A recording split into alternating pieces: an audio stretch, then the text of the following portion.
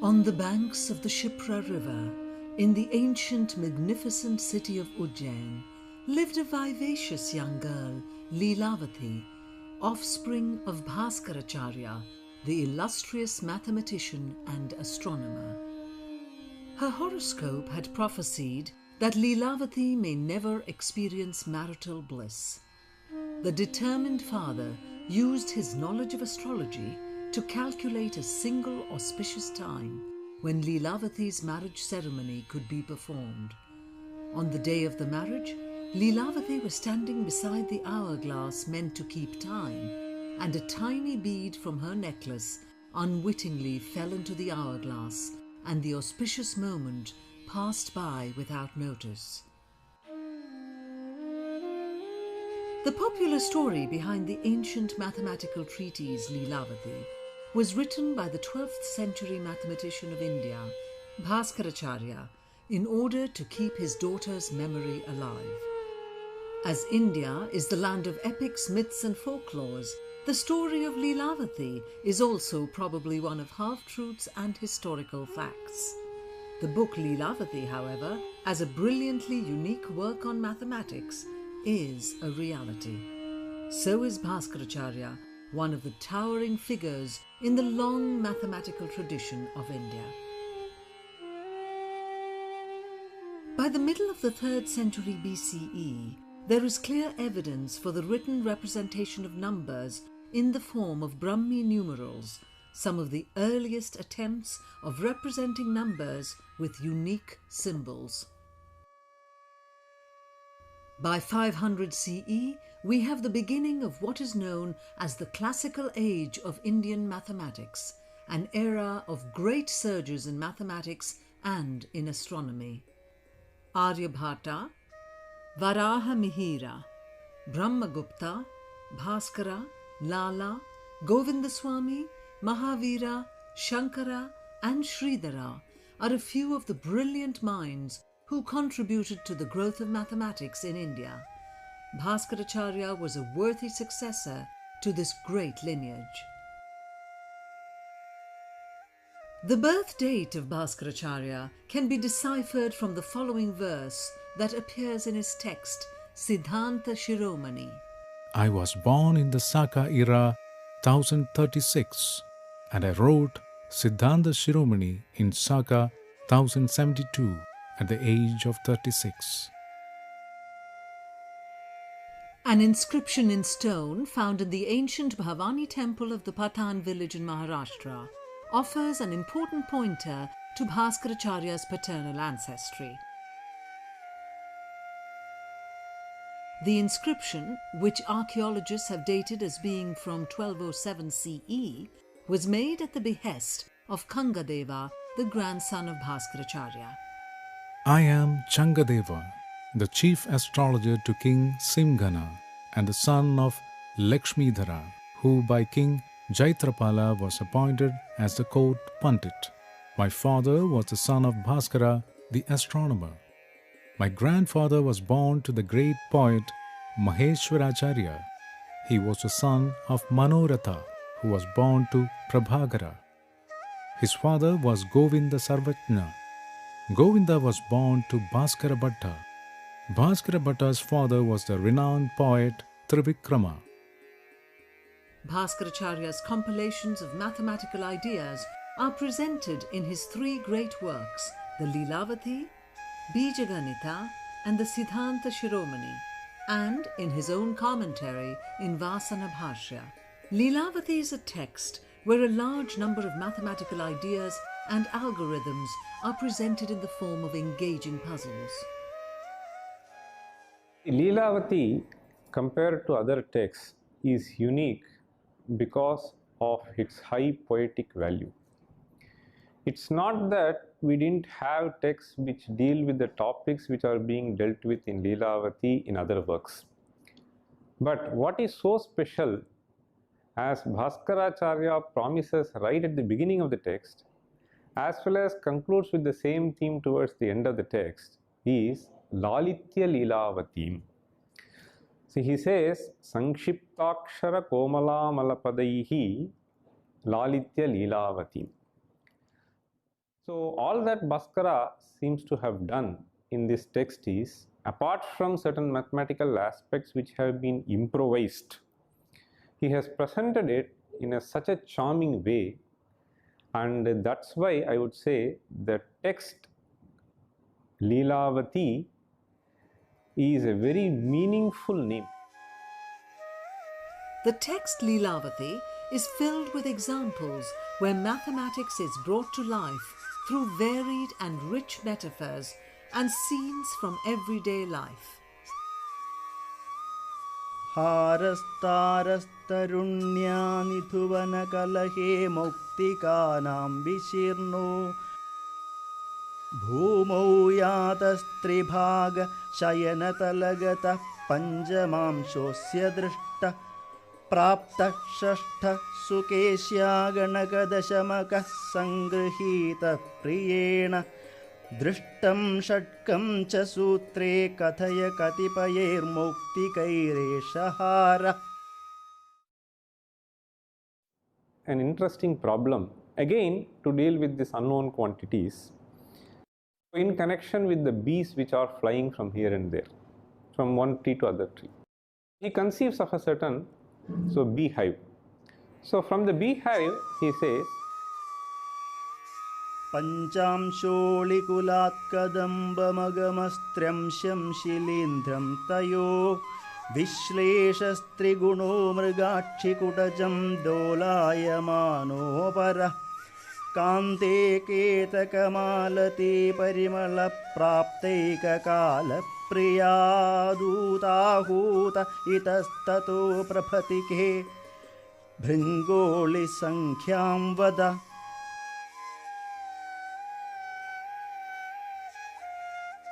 The geometric principles on right-angled triangles and the measurements of their sides were known to Bhaskaracharya. In a captivating example, Bhaskaracharya creates a scene that engages the reader with the basics of right-angle geometry. अस्तिस्तम्भतले बिलं तदुपरि क्रीडाशिखण्डी स्थिता स्तम्भे हस्तनवोच्छ्रिते त्रिगुणितस्तम्भप्रमाणान्तरे दृष्ट्वा हिङ्बिलमाव्रजन्तमपतत्तिर्यक्सतस्योपरि क्षिप्रं ब्रूहितयोर्बिलात् कतिमितै साम्येन गत्योर्युति. This is a mathematical problem where one has to deal with not one but two right-angled triangles with a common altitude. The book Leelavati contains innumerable such examples that illustrate not just Bhaskara's mastery over mathematics, but his sublime poetic sense as well. A particularly tantalizing example is a question that cannot be solved except through the formulas on permutation. आशाङ्गुशाहिडमरूककपालशूलै खट्वाङ्गशक्ति शरचापयुतैर्भवन्ति अन्योन्यहस्तकलितैकतिमूर्तिभेदा शम्भोर्हरेरिवद्गदारि सरोजशङ्खै. Another great work of Bhaskaracharya is BHASKARACHARYA, the book on algebra. The text's name is derived from the notion that algebra is the bija, the seed of all mathematics. In BHASKARACHARYA, Bhaskara elaborates on a method for finding solutions for Pell's equation, a proof wrongly attributed to John Pell, a 17th century English scholar, who only referred to the equation in one of his texts. This form of equation was known in India much earlier under the name Varga Prakriti, or equation of the multiplied square. Bhaskara developed a Chakravala, or cyclic method of solution, which required only a few easy steps to arrive at the solution.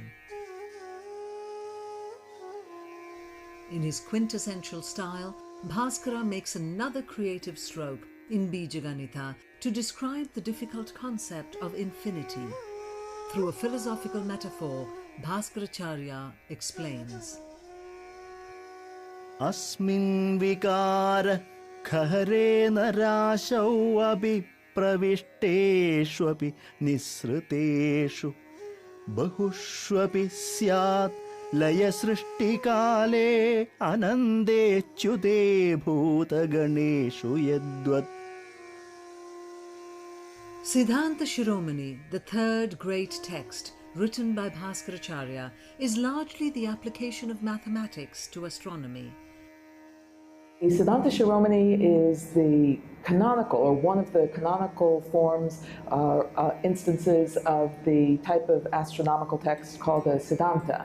And that was the theoretical treatise par excellence that included in its Ganakta, or calculation chapter, rules for computing everything you would want to know about the positions of the planets, the stars, the sun and moon at any given time, any information for calendars, any information you would collect for astrology, and then the text also included the Gola chapter, which is the work on the spherical geometry and the cosmology that's implied in the models of the universe that are being used to make the calculation. A remarkable verse in the Bhuvana Kosha chapter of Goladhyaya informs us that Bhaskara, like his predecessors Brahmagupta and Bhaskara, was aware of the concept of gravitational force 600 years before Isaac Newton. आकृष्टशक्तिश्च महीतया यत् खस्थं गुरुं स्वाभिमुखं स्वशक्त्या आकृष्यते तत्पततीव भाति समे समन्तात् क्व पतत्वियं खे. Leelavati was translated into Persian during Akbar's time by his court historian and scholar Abu al-Faiz. Bijaganitha was translated into Persian during Jahangir's period by Abdul Rashdi. Even before Akbar, and as early as the 12th century, a number of important Arabic works based on translations of Indian texts on mathematics and astronomy came out. Ultimately, a few Latin translations of these Indo-Arabic works travelled into wider Europe and perhaps aided the West towards a period of enlightenment, the European Renaissance.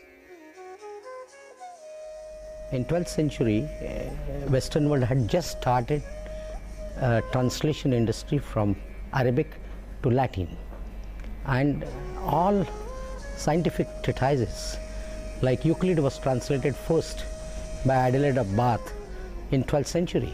Euclid is the very basis of mathematics in the Western mathematical field. So whether it is Euclid or any philosophical treatises, they were translated into Latin from Arabic in the 12th and 13th century. So it is when Bhaskaracharya was describing, innovating, developing mathematical theories based on his predecessors like Brahmagupta and many other further. Western world was just learning from Arabic and Persian text, mathematical and many other new ideas, which ultimately culminated into Renaissance. And we know that Renaissance really made huge contributions from 15th century onwards. That's about 300 years after Bhaskaracharya. The life of Bhaskaracharya helps us recall the vast tradition of learning that shaped the glorious history of India. This was a period that also marked achievements in science and politics, philosophy, literature, drama, art and architecture. All achievements whose depth we are yet to fully fathom.